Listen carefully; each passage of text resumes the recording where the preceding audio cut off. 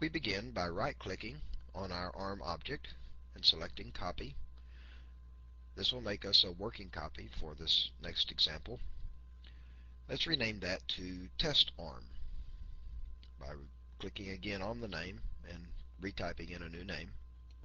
Note that the copy has all of the animation information intact of our original. Now, making sure that our arm is selected, our new arm, we hit the repeat button. Let's zoom in and notice now that it has 80 frames of animation, double that of the original 40. Also note that keyframes are relative to the previous keyframe. Thus our animation continues and does not merely loop. With the same object, let's hit the reverse button, and we'll notice we now have an exact backwards animation. All of the keyframes have been effectively mirrored.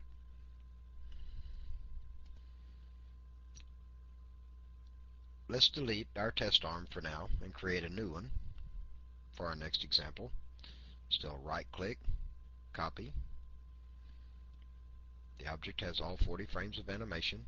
Now we click on Repeat Reverse. You will notice that now we have a different situation. It plays through the first 40 frames and then backwards through the remaining 40.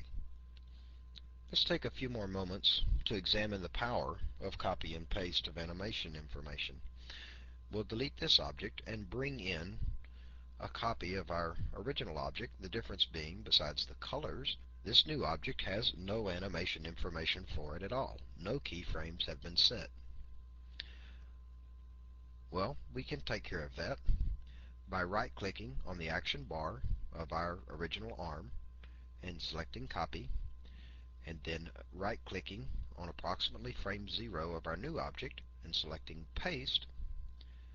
It now inherits all of the animation information of our original object. We'll separate these and play it back to prove this to you. You may have already noticed the difference between the playback from the KFE and from the regular toolbar.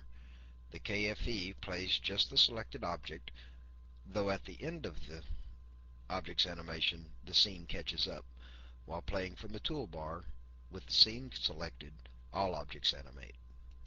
But our copy-paste power goes much farther than this. Let's bring in Groover and paste the animation information onto him from our original object. Even though Groover is made of many more parts and many more sections in the hierarchy, TrueSpace does its best to try to figure out what it is you want. I think it does a pretty good job myself. What do you think?